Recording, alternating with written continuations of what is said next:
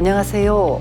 우리들의 살리생자 이야기 영천 활용도장 최태분 수호사입니다.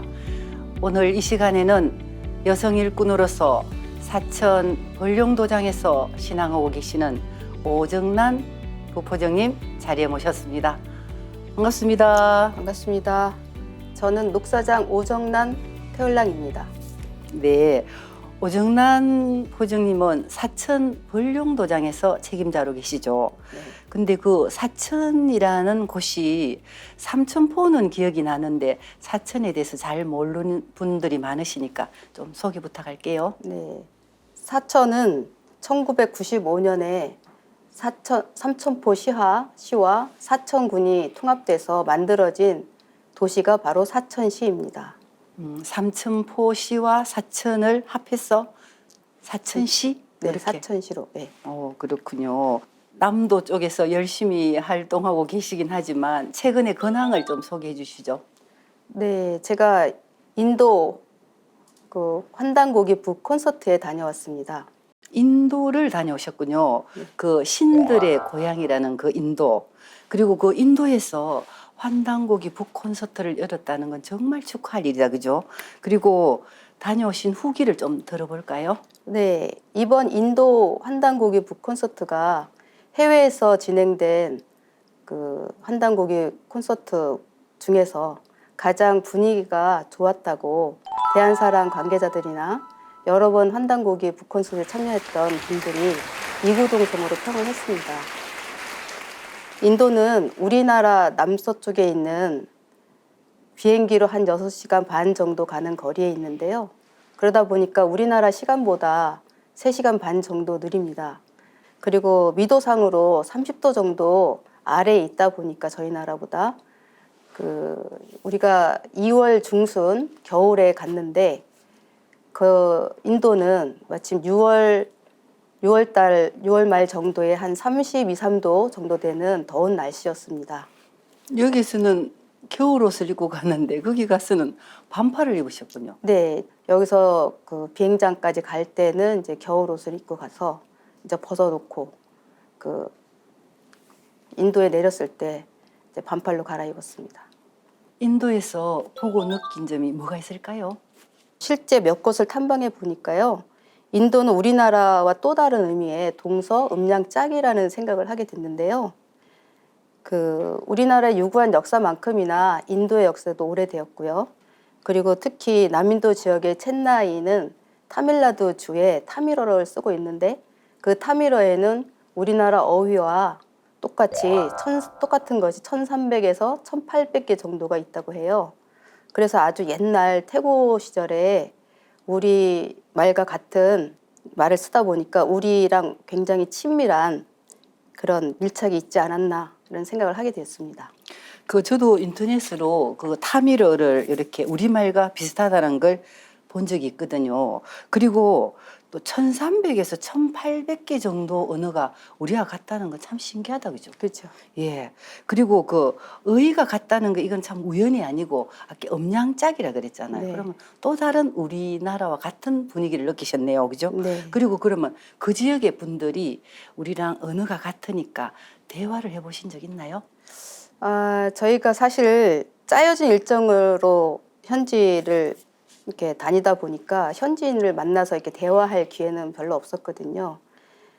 그리고 저도 다만 유튜브 영상으로 봤을 때 굉장히 신기하게 느꼈고요. 실제로 제가 이제 만나서 얘기해봤던 분들은 영어를 쓰고 있었습니다. 그렇군요. 그러면 여러 가지 언어를 쓰는 것 중에 영어를 가장 많이 쓰시는군요, 그죠? 영어가 공통적으로 의미가 전달이 공용어로. 됩니다. 네, 그렇군요. 그분들 타미로 쓰시는 분하고 만나서 얘기해 봤으면 정말 좋은 추억이 될 수 있었는데, 그죠? 그렇죠. 네. 그리고 우리와 음양짝이란 생각이 들었다고 얘기하셨는데요. 네. 비슷한 점이 많이 있었나요?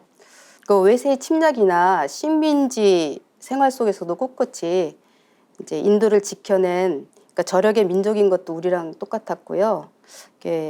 미조람 주라고 3,000명 정도의 소수 민족이 있는데요. 그 사람들은 정말 우리나라 사람이랑 똑같이 생겼어요. 그리고 제가 실질적으로 그 면세점에서 만난 남자 직원이 있었는데요. 그 남자 직원이 정말 우리처럼 그러니까 외모가 그러니까 키도 작고 그다음에 얼굴 색깔도 우리처럼 그렇고 얼굴 형태도 똑같이 그러니까 한국 사람인 거예요. 그래서 저희가 놀라가지고 그 인디언이냐고 이렇게 물어봤어요. 그랬더니 자기는 인도 사람이라고 이렇게 얘기를 하더라고요. 그래서 정말 신기하게 느꼈습니다. 네, 언어가 비슷한 부족도 있고 외모가 똑같은 부족도 있고 그러면 그 사람들의 그 문화적인 거, 문화적으로는 어떻던가요? 우리는 사실 외부 문화를 받아들이면서 우리의 고유 문화나 역사, 뿌리 역사를 잃어버리면서 그러니까 신도 세계도 부정하고 있지만 그 인도는 우리의 조교치 30 문화가 그대로 살아 있었고 또 다양한 신도 문화가 그대로 살아 있었습니다. 그래서 조화신에 해당하는 브라흐마, 그다음에 교화신에 해당하는 비슈누, 치화신에 해당하는 시바신이를 비롯해서 약 3억 3천 명이 넘는 그런 신들이 다양하게 존재하고 숭배되어지고 있었습니다. 그리고 이제 원주민 드라비다족이 그 아리안족에 의해서 그 데칸고원 이남으로 쫓겨가면서 첸나이가 속한 남인도인들은 주로 80% 이상이 힌두교를 이렇게 신앙하는데요. 거대한 힌두교 사원이 곳곳에 잘 보존되어 있었고 신을 모시는 그 모습들이 사뭇 진지하고 순수했습니다. 마침 첫째 날 탐방 때 그 시바의 날 행사가 있어서 시바신을 모시고 있는 카팔라시와르 사원을 방문했는데요.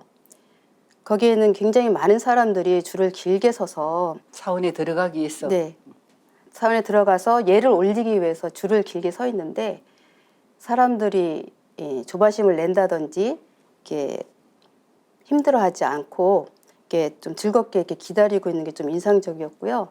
그런 사원에 들어가려면 저희들이 신발을 벗고 들어가야 했어요. 그래서 저희도 맨발로 들어가서 여기저기 다니면서 사진도 찍고 또 그런 의식을 올리는 그런 모습들도 이렇게 보게 되었는데요.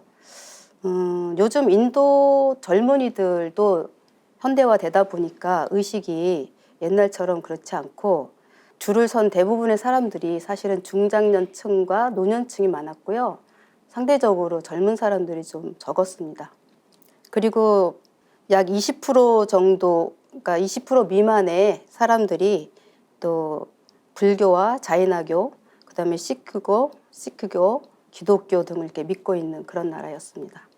그쪽에도 우리랑 같이 줄서기는 똑같이 하는데 그쪽의 분들은 조바심을 내거나 그런 게 없다 그죠? 네. 우리는 뭐 조금만 기다리면 빨리 그렇죠. 우리 저희가 좀 민족의 빨리빨리 전공인 움직이는데. 빨리를 얘기하는데 그분들은 그랬고 그리고 그 이렇게 사원이라 그랬나요? 네. 거기 들어갈 때는 다 신발을 벗고 네, 신발을 벗고 당연히 맨발로 신발을 들어가야 벗고 되는데. 예.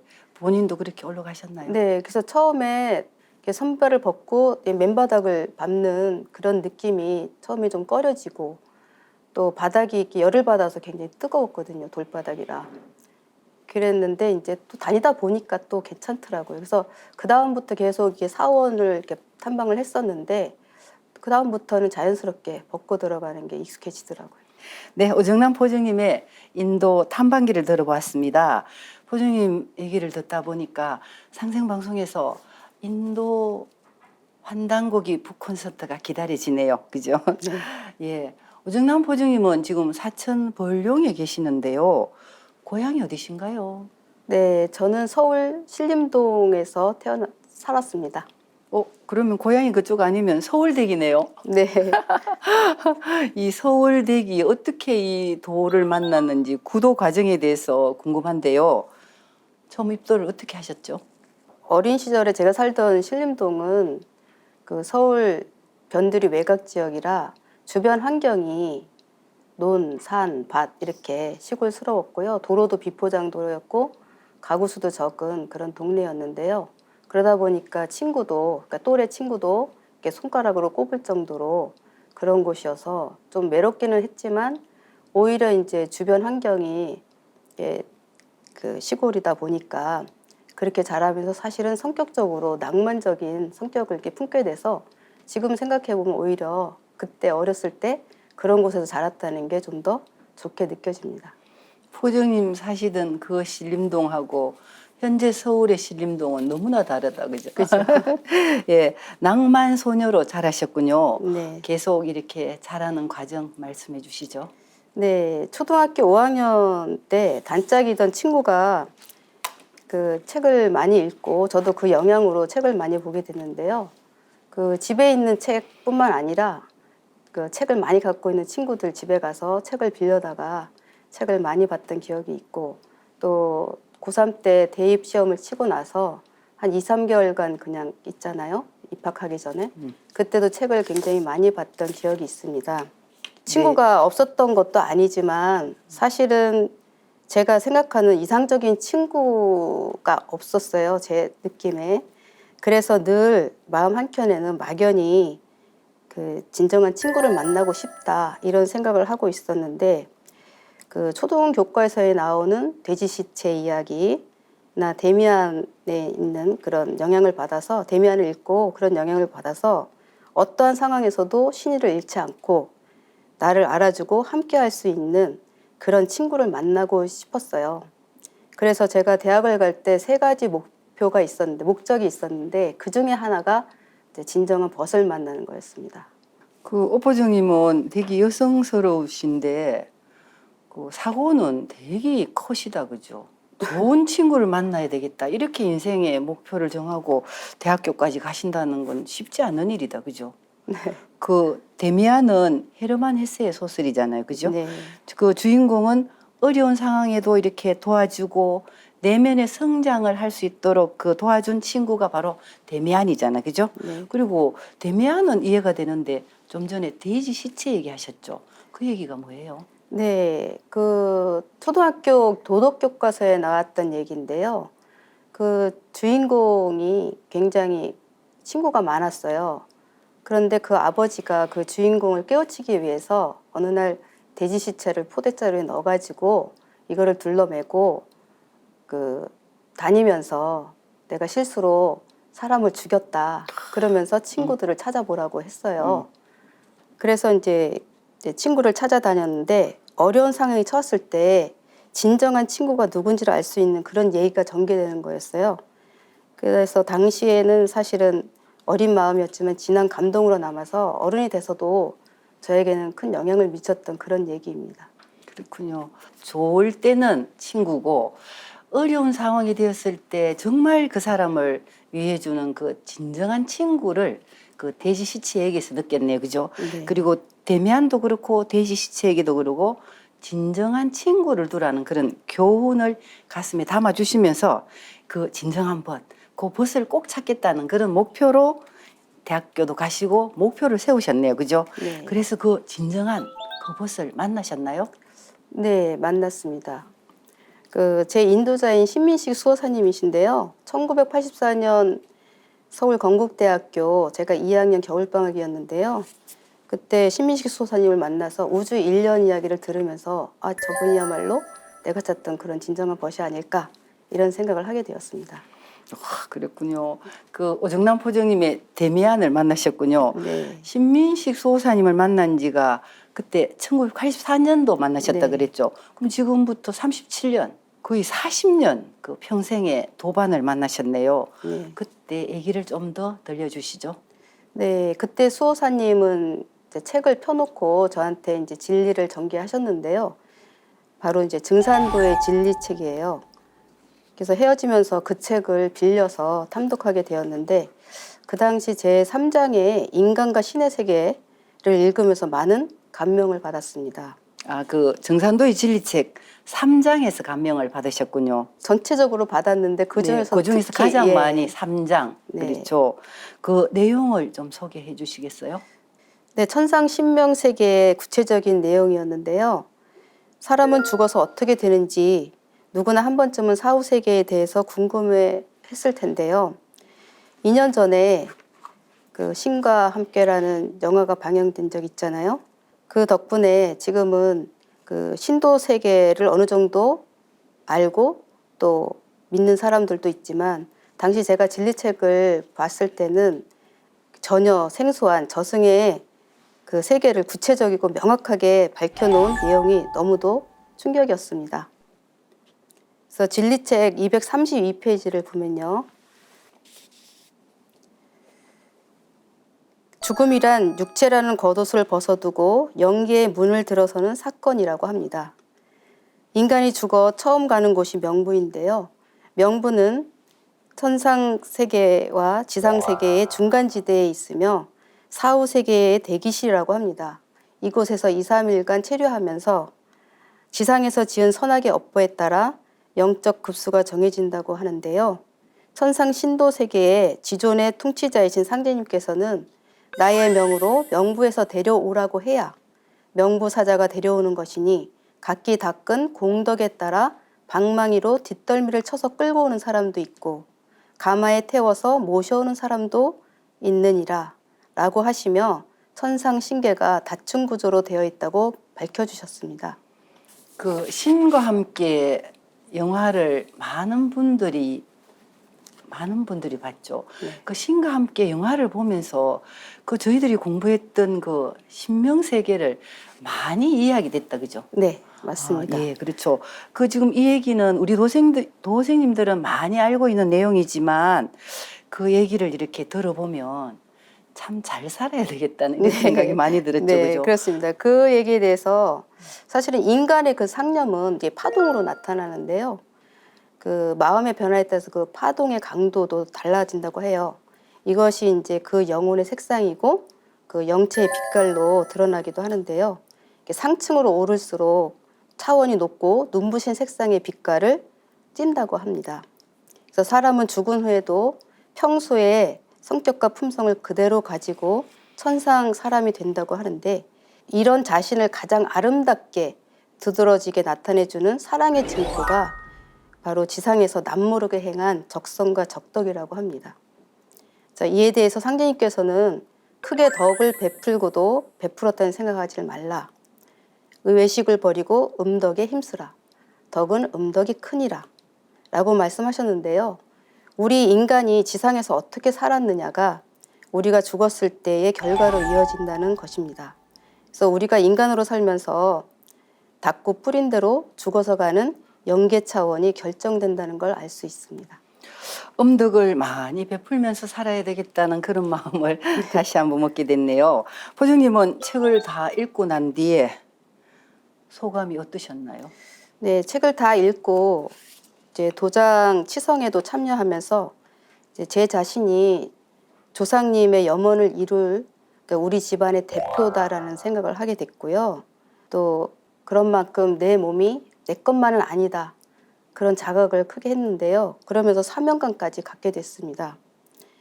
그래서 지금까지 흔들림 없는 확고한 신앙심으로 신앙심의 원천으로 작용하고 있는데요. 늘 조상님들이 함께 한다는 걸 느끼고 있습니다.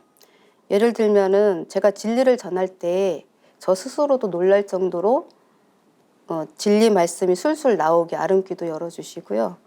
그리고 어느 순간 제가 진리를 전하면서 혼자 걸어가는 때 저도 무심코 이렇게 대화를 스스로 이렇게 나누고 있는 것을 발견할 때가 있어요. 근데 그게 바로 이제 조상님과 제가 교합이 되면서 이렇게 제가 이렇게 다른 사람들이 볼 때는 중얼중얼하고 가는 것처럼 보이겠지만 저는 대화를 하고 가는 그런 장면을 종종 이렇게 느끼곤 했었거든요. 항상 옆에서 조상님이 아름기를 주신다, 그죠? 네. 열심히 할 땐 그랬습니다. 그리고 이제 포정님은 정산도의 진리책에 참 소중한 의미를 담겨져 있는 그 책이 본인한테는 너무나 이렇게 큰 작용을 하셨네, 그죠? 네. 그렇죠. 그리고 또 누구나 이렇게 세 번의 기회가 있다고 했는데요. 그 소중한 기회가 소중한 사람과의 만남이 첫 번째일 거고, 그리고 또 내면 세계를 크게 영향을 주는 훌륭한 책과의 만남이 되고요. 그래서 이제 본인은 대학교 2학년 때 그 스승 같은 그 신민식 소사님, 그죠? 그분을 만났고 정산도 진리 책도 만났잖아요, 그죠? 네. 그래서 이 두 가지 소중한 만남은 만나셨네요. 그리고 이 책을 다 읽고 바로 진리 공부를 택하는 입도를 하셨나요? 네. 소중한 만남이 하나 더 있는데요. 바로 이제 태상 종도사님과의 만남이거든요. 물론 이제 종도사님은 증산도의 진리책을 쓰셨기 때문에 이제 책을 읽으면서 만났다고 할 수 있고요. 태상 종도사님은 제가 이제 도장에 나간 지 한 2주 정도 됐을 때 그 3박 4일 대학생 연수회가 있었어요. 그래서 이제 본부에 내려가야 되는 그런 상황이어서 내려가게 됐는데 그때 태상 종도사님께서 그 40평생 외길 인생의 그 말씀을 하셨을 때 아, 저런 분이면 제가 믿고 따라갈 수 있겠다. 그래서 그런 믿음의 확신을 갖고 입도를 하게 되었습니다. 예, 그리고 지금까지도 이제 그 믿음에 한 번도 이렇게 흔들림 없이 제가 신앙심을 지켜올 수 있는 원천이 되었습니다. 그렇군요. 복이 참 많으시다, 그죠? 본인이 희망하던 그 세 가지 목표가 다 이루어졌네요, 그죠? 그 임술생 태상 종도사님이시니까 1984년에 만나셨으면 그때 우리 태상 종도사님께서는 63세 성수시다, 그제? 네. 그러면서 그 40년 상제님 진리 개척사 이야기를 들으셨는데요. 그 20대 초반에 오정남 보정님이 50대가 되면서 그죠? 지금 거의 한 40년을 향해 가잖아요. 그동안의 신앙을 어떻게 하셨나요? 제가 사실 왕성하게 활동을 할 때는 대학 시절과 졸업 이후 결혼 전까지인데요. 그 대학 시절 당시 우리 학교에는 동아리 방이 없었어요. 그래서 제가 혼자였고 쉽지는 않았지만 동아리를 만들어서 제가 남은 이제 학창 시절을 이렇게 보냈고요. 졸업 후에는 지금은 상생출판사에서 모든 진리서적이 나오지만 예전에는 대원출판사에서 진리서적이 나왔어요. 그래서 그때도 2년 정도 제가 거기서 근무를 했었고요. 졸업 그다음에 이제 관악도장에서 이제 상근을 하면서 여성부 교령을 맡아서 그러니까 도장 중심의 생활을 했습니다. 그러던 중에 이제 저희 그 배우자도 만나서 결혼을 했는데 그 전에 이제 노량진 도장을 개창하기도 했습니다. 근데 이제 여러 가지 우여곡절 끝에 그 남편의 고향이 이제 함양으로 이제 내려오게 됐는데 그때 이제 큰애가 8개월째 됐을 때고요. 또 내려와서도 둘째를 바로 이제 또 낳기 때문에 제가 이제 아이들을 키우는 동안에는 도장에 그냥 시성 참여 정도만 하는 그런 신앙을 했다가 아이들이 어느 정도 크고 이제 생활도 안정이 되면서부터는 한 10년 정도 제가 포감도 하고 재정도 하고 집정도 하면서 이렇게 도장 중심에 또 이렇게 활동을 해왔고요. 그러다가 이제 그 장문성 부장님이 발령받고 오시면서 이제 도장이 이제 안정이 되면서 또 우리 아이들도 이제 거의 다 이제 성장을 다 해갖고 성년이 되어갈 참이었어요. 그래서 제가 이제 그동안 이제 준비를 하면서 다시 상제님 그 천하사 사업을 동참해야겠다라는 이제 그런 생각을 해서 조금씩 준비해가지고 이제 우리 아이들이 군대 갈 나이가 돼서 둘 다 군대를 가는 그런 상황이 됐을 때 저는 이제 대전으로 성직자의 길로 나서면서 이제 독립하게 되었습니다. 그렇군요. 그 대학 시절에 동아리를 개창하셨고 졸업 후에는 우리 진리서적을 출판하던 대원출판사에 근무하셨고 또 그리고 그 부군과 함께 결혼하셔서 도장 개창도 하시고 노량진 도장이라 그러셨죠. 네. 개창도 하시고 오정남 보정님은 이렇게 지난 세월이 정말 값지고 알차게 사셨네요. 그죠? 그만큼 이렇게 경험도 쌓이고 내공이 쌓이셔서 봉직을 하니까 앞으로 더욱 기대되는 보정님이시네요. 예. 결혼하기 이전에 대학 시절에 가장 왕성하게 활동하셨다 하셨는데요. 네. 그때 그 왕성하게 활동하셨을 때 진리를 전해준 사례가 있으시면 또 이렇게 기억에 가장 남는 사례가 있으시면 소개 부탁할게요. 네. 가장 아쉬움이 많아서 기억에 남는 사례인데요. 학창 시절에 그 학교 동아리를 막 만들어 가지고 그 한 학기 동안은 동아리 방이 없었어요. 그래서 제가 당시에 수업만 없으면 무조건 그 교정을 이렇게 돌아다니면서 벤치에 앉아 있는 학생들에게 다가가서 상제님 진리를 전했는데요. 그 학생도 마침 그 벤치에 앉아 있었어요. 같은 학년 법학과 남학생이었는데요. 제가 얘기를 이렇게 처음이라 이제 떠듬떠듬 하면서도 이제 전하니까 그 친구 그 책 좀 빌려달라고 그래서 이제 빌려준 게 증산도의 진리책이었고 또 마침 그 친구는 그 사법고시를 준비하고 있던 차라 그 공부하는 중간중간에 이제 이런 진리서적을 보면 카타르시스를 느끼잖아요. 그래서 그 다음에는 이것이 개벽에다 상하권을 빌려줬어요. 그럼 뭐 2, 3일 지나니까 그 책을 다 읽었다고 가져왔더라고요. 그러면서 이제 자연스러운 이제 만남이 이어지고 동아리방에도 회원가입을 하고 또 입도도 이어지면서 신앙을 하게 됐는데 졸업 후에 이 친구가 이제 그 군대를 갔다 오고 또 군대 현역으로 이제 제대를 하면서는 이제 집이 강릉이기 때문에 강릉도장에서 이제 신앙을 했습니다. 그러다가 이제 서울 지하철 공사에 이제 취직이 되면서 서울에 올라왔었는데 그 결혼을 하면서부터 이제 인연이 끊어졌는데요.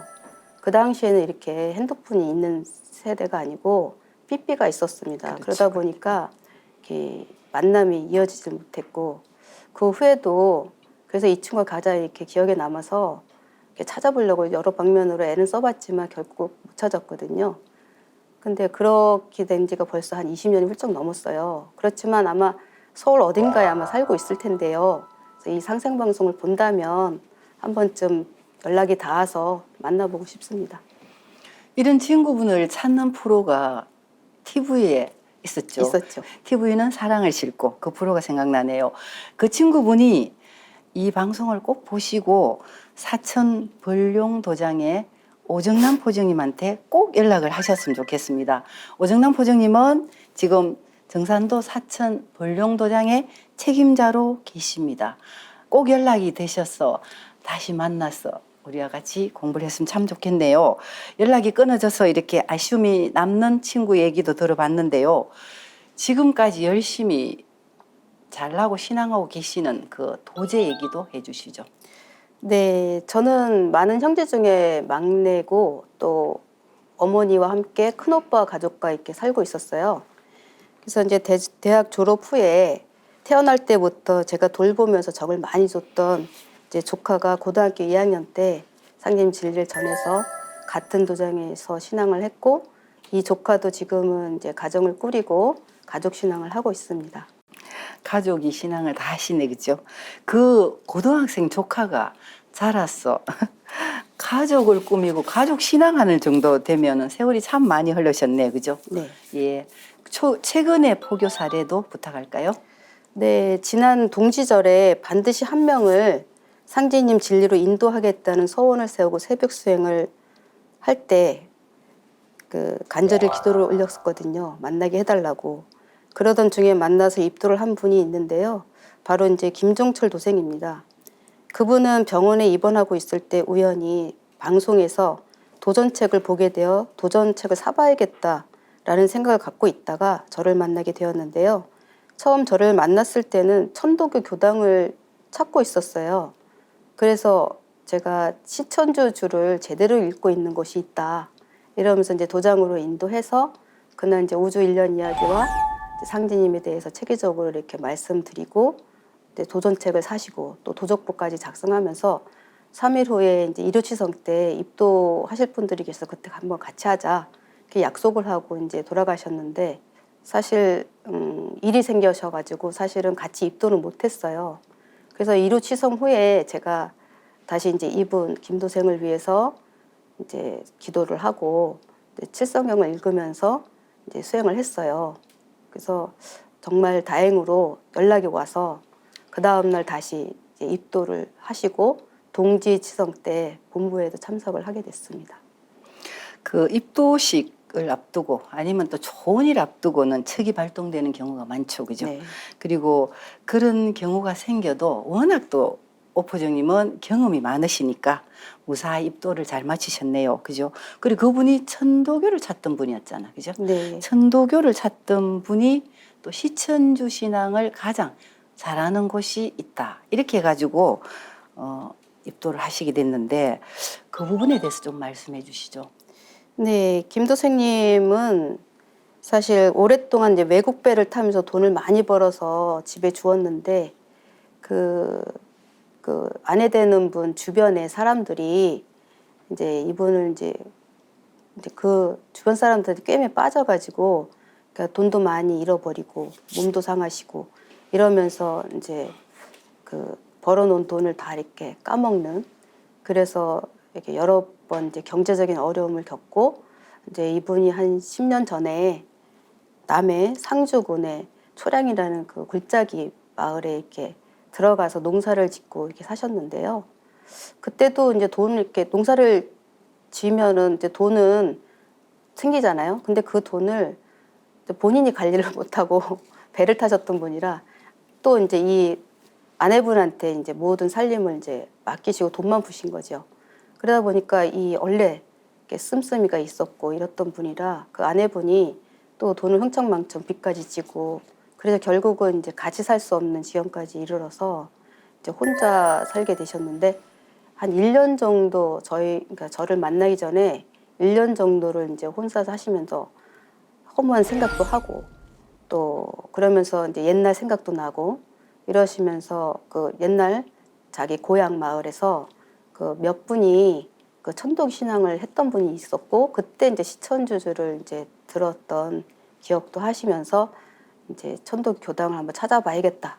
그래서 이제 찾아 나서셨다가 이제 저를 이제 만나서 이제 도장에 온 케이스인데요.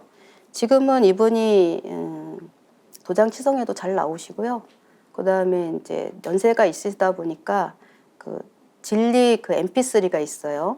주문뿐만 아니라 모든 진리가 들어있는 그것을 구입해서 늘 들으면서 공부하고 계시고 그다음에 봉청수하고 수행도 같이 하고 있습니다. 그분은 부인하고 인연은 정말 없으시다, 그지? 어떻게 네. 그렇게 배를 타면서 벌은 돈이랑 이후에도 그렇고, 그지? 그래도 그분이 참 복이 있으시다, 그죠? 오포정님을 만났다는 게 큰 복이다, 그죠? 네, 네. 열심히 잘하셔서 그분도 이렇게 좀 훌륭하게 진리의 일꾼이 되셨으면 좋겠습니다. 네. 계속 이렇게 열심히 활발한 활동도 하고 계시는데요. 거기 이렇게 활동방에 보면 오포정님 자주 이렇게 활동을 하시는 사진을 올려놓으셨던데 어떻게 구체적으로 활동은 어떻게 하시죠? 네, 지금은 그 코로나19 그 병난 중이라서 활동을 지금 멈추고 있는데요. 저희가 이제 일요 취성 후에는 이제 점심을 먹고 도생님들과 함께 이제 패널을 준비하고 패널을 펴서 이제 태을주 홍보지를 전해주는 방식으로 이제 홍보 활동을 하고 있고요. 주중에는 이제 저 혼자 하기 때문에 태을주 홍보지를 이제 가가호 이제 방문 부착을 하고요. 그 다음에 SNS를 통해서 이제 저희가 소책자 소개를 하고 그 원하시는 분들의 주소와 그 전화번호를 받아서 보내주기도 하고 가까운 곳은 직접 제가 우편함에 꽂아놓기도 하고 전화를 하고요. 그 다음에 만남이 가능한 분들은 이제 직접 만나서 오주 1년 이야기나 역사를 전해주고 있는데요. 사실 도장까지 쉽게 오는 데는 시간이 좀 걸리는 것 같습니다. 네, 오포정님 활동 사진을 올려놓으실 때마다 마음이 좀 쨍했습니다. 혼자서 항상 이렇게 빅토리 이렇게 하고 계셔서 또 많은 분들이 같이 활동을 했으면 좋겠습니다. 정성 수행을 꾸준히 하시고 계시죠. 그래서 결실을 맺으시는 거고요. 정성 수행은 어떻게 하고 계시나요? 네, 새벽에 저는 한 4시면은 기상을 합니다. 그래서 뭐 얼마 전까지는 이제 제가 책을 정했던 그 대상자들이나 이런 분들을 위해서 기도를 하고 그다음에 특히 이제 간지를 넣어서 칠성경을 읽어주고 있는 그렇게 수행을 하고 있습니다. 대단하십니다. 새벽 4시 새벽 수행을 꼭 하시네요. 그죠? 예, 동지 앞두고 입도하신 분 위해서 계속 이렇게 칠성경을 읽어주신다고 하셨는데요. 평소 새벽 수행 때 항상 칠성경 외우시죠, 그죠? 네. 그 칠성경이 어떤 주문인지 그 칠성경 소개를 좀 해주시죠. 네. 그 도전 11편 180장에 보면요.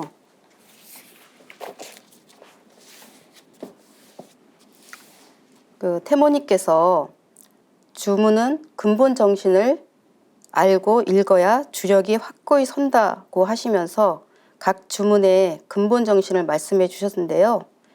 칠성경은 복을 이끌고 재앙을 없애주며 영원한 생명의 건강을 얻게 하는 신령스러운 주문이라고 하셨습니다. 그리고 도전 5편 292장에서요. 상제님께서는 칠성경은 재액을 물리치고 복을 구하는 큰 경문이요 개벽주에는 천하의 큰 권능이 갈마 있느니라 하시니라. 하셨습니다. 그래서 후천 성경 문화를 여는 그 선 기운과 깨달음의 도기를 받아내려 모든 그 병기를 벗어주는 주문으로 그 생명의 힘이 칠성으로부터 온다. 또 칠성은 인간의 생명의 중추적인 기능을 하는 환극의 별이다. 그러므로 칠성경을 많이 읽으면 무병장수하고 인간의 정신이 내명해진다라고 하셨습니다. 그 병의 기운을 붓고 재앙을 없애주면서 복을 받아내는 주문이 바로 좀 전에 읽었던 칠성경이다, 그죠? 네. 그리고 또 도전해 보면 삼신은 낳고 칠성은 기르느니라 하는 도전 말씀도 있는데요. 태상종도사님께서는 북두칠성에는 상제님이 계신 별이다 이렇게 말씀도 해주셨죠. 네. 그리고 우리나라의 큰 장군 강감찬 장군이나 을지문덕 장군의 이렇게 등에는 칠성 표시가 있었다고 그랬죠. 네. 그리고 보면 그런 분들은 상제님께서 우리나라를 구하기 위해서 이렇게 보내주신 분들이구나 그런 생각을 하게 됩니다. 저도 그렇게 생각합니다. 종도사님께서는 칠성각에서 모시는 치성광 열애님이 바로 태월청 상원군님이라고 밝혀주시기도 했고요. 우리 민족의 전통신앙에서 칠성님께 비는 행위나 칠성님을 부르는 것은 곧 칠성에 계시는 상제님께 비는 거고 상제님을 부르는 것이라고 생각합니다. 예, 그렇군요. 저도 그 칠성각 기도에 대해서 조금 얘기를 하자면요. 저는 우리 공부를 하기 전에 불교를 열심히 다녔어요. 근데 그때 어떤 분이 저한테 그런 얘기를 했는지 모르는데요. 제보고는 그 대웅전 기도가 안 맞고 대웅전보다는 항상 좀 초라하지만 위에 있는 칠성각에 가서 기도를 해라. 이렇게 제가 어떤 분한테 이렇게 그 메시지를 받고 그 말씀이 너무 맞는 거예요. 그래서 제가 계속 저는 기도하면 큰 절에 갔어도 항상 이렇게 대웅전 위에 있는 칠성각에서 기도를 많이 했어요. 그래서 지금 와서 이렇게 공부하다 보면 이런 인연으로 제가 절에 다녔을 때 칠성각에서 기도하지 않았나 이런 생각을 했거든요. 예. 그리고 이토록 좋은 이 경문인 칠성경을 새벽 수행마다 여러 사람의 간지를 넣어서 기도하시잖아요. 그죠? 그 명단에 올라가신 모든 분들이 그 상제님 진리를 만나는 큰 복을 받기를 기원하겠습니다. 네, 저도 항상 그런 마음으로 기도하고 수행하고 있습니다. 네. 매일 같이 이렇게 새벽 수행을 하고 계시는데요. 그 37년 신앙을 하신 오정남 포정님의 수행 체험도 궁금합니다. 네, 오래 신앙한 지금보다 그러니까 초바심일 때 했던 때가 굉장히 강력한데요. 신앙 초기에 인도자께서 그 태울주를 무조건 읽고 다니라고 했고요. 태울주를 한번 읽을 때마다 우주 기운이 쌓인다고 한 거예요. 그래서 제가 그 시간이 날 때마다 소리를 내지 않고 주문 태울주를 읽고 다녔었거든요. 그리고 동아리방이 처음엔 없었기 때문에 그 학교하고 정반대지만 반드시 도장에 가서 이제 수행을 하고 이제 등교를 했었는데요. 그러면서 어느 날 3일째 이제 수행을 하는 때였어요. 도장에 가서. 그래서 도장에서 수행을 하고 있는데 정말 신기하게도 그 등줄기를 타고 이렇게 기운이 쫙 올라오는 그런 체험을 하면서 야, 이것이 태울주의 조화구나. 이런 체험을 했었고요. 그리고 이제 동아리방이 이제 생기고 나서는 이제 제가 중앙도서관을 자리 잡으려면 이제 첫차를 타고 가야 했어요. 그래서 그 타고 가서 자리를 잡아놓고 이제 서클룸에 가서 이제 청수를 모시고 이제 수행을 이제 했었거든요. 이른 아침 이제 수행을 했었는데 그 수행을 하다 보면은 한 한계가 있어요. 한 40분 정도 지나면은 다리 저림 고통이 이제 오거든요. 그래서 그렇지만 이제 자리를 이렇게 자세를 바꾸면 그게 모였던 기운이 흐트러지기 때문에 자세를 안 바꾸고 고통을 참아가면서 1시간씩 이렇게 수행을 한 적이 있었는데요. 그 어느 날 그날도 이제 똑같이 이제 40분이 이제 고통의 시간이 오는 그런 단계였는데 그때는 너무 또 이렇게 뜨겁고 강력한 기운이 다리를 확 하고 뚫고 지나가는 거예요. 그래서 그 이후로는 그 고통이 사라지고 굉장히 시원한 그런 체험을 했는데 그 이후로는 몇 시간씩 앉아서 수행을 해도 이렇게 해낼 수가 있었어요, 쉽게. 이제 그런 체험을 했었습니다. 야, 다리 쪽에 그 막혔던 기혈이 뚫혔다, 그죠? 네. 정말 초발심에 정말 열과 성을 다해서 수행을 하셨네요. 그래서 이렇게 본인이 뭐 이렇게 뭐 40분 이상 앉아 있어도 다리에 전혀 느끼지 않을 정도로. 네, 그죠? 몇 시간씩 앉아 있을 수 있었습니다. 네, 그렇군요. 체험담이 많으실 것 같은데 그 체험담 중에서 치병 사례도 있으신가요? 네, 이제 어느 날 이제 어머니께서 고통을 이제 호소하시면서 이제 병원을 가셨는데 그 엑스레이 촬영을 해보니까 담석이 2개나 이렇게 발견된 상황이었어요. 그래서 이제 3일 후에 이제 수술하기로 하고 이제 오셨는데 제가 이제 그 말씀을 전해 듣고 저는 이제 바로 이제 도장으로 갔죠. 그래서 어머니를 위해서 이제 기도를 하고 청수를 모시고 수행을 했습니다. 그리고 이제 상지임 전에 올렸던 청수를 이제 물통에 받아다가 어머니께는 이제 약수라고 하면서 이제 드시게 했어요.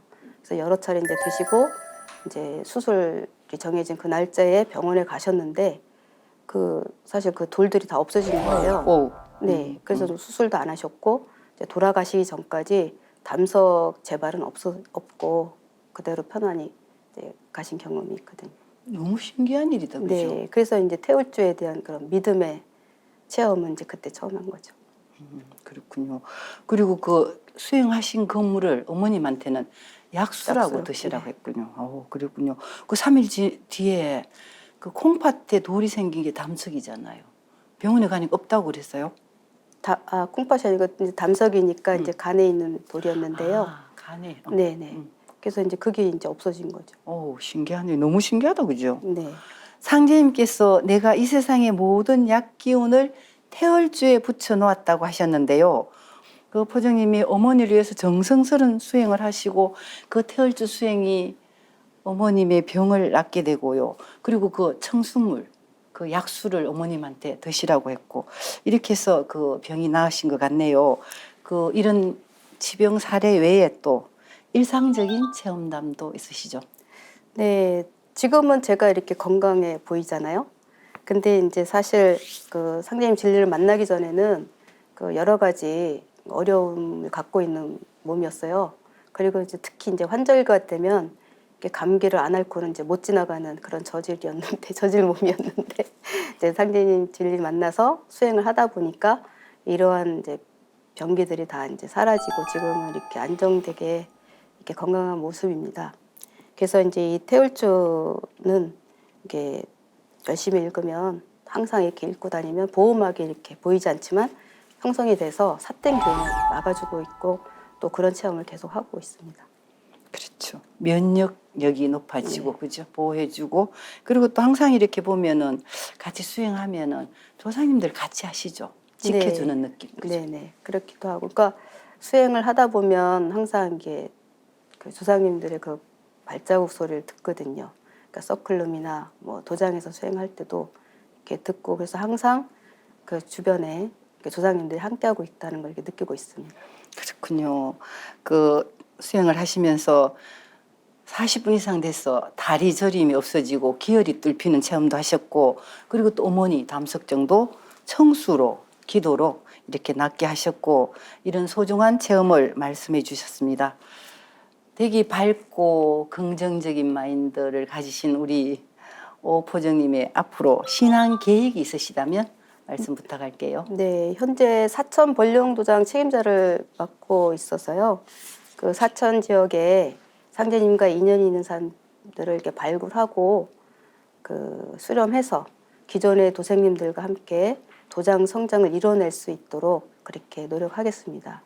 그리고 이제 신도 우리 도생님들 한 사람 한 사람들이 이제 태울주 그 개수기나 그 다음에 MP3를 차고 수행도 하고 그 다음에 상제님 도를 이뤄 나가는 일에 최선을 다해서 도와줄 수 있도록 하겠습니다. 그래서 누구든지 유김을 짤 수 있게 제가 돕도록 노력하겠습니다. 분명히 그 포정님은 충분히 잘하실 것 같아요. 네, 감사합니다. 네, 말씀 정말 잘 들었습니다. 그 20대 초반부터 입도해서 지금 50대 후반, 그죠? 지금까지도 변치 않고 신앙하시는 그 모습이 정말 이렇게 감동스럽습니다. 그리고 항상 밝으시고 긍정적인 마인드를 가지고 계시고, 그리고 도장을 위해서, 그리고 도장 성도님을 모두 이렇게 성공시키겠다는 그 마음 변치 않으시고 주어진 역할 충실히 하시면 반드시 좋은 일이 있을 것 같습니다. 오늘 말씀 고맙습니다. 네, 감사합니다. 자기 개혁, 자기 도야, 자기 성숙. 사람은 스스로 개혁을 해야 되지 남이 개혁을 하라고 한다고 해서 개혁이 되는 게 아니다.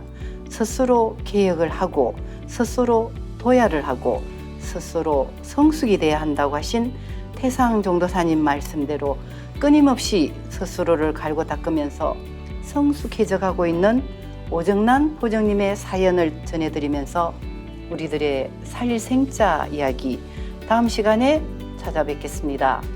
함께 해주신 여러분 고맙습니다.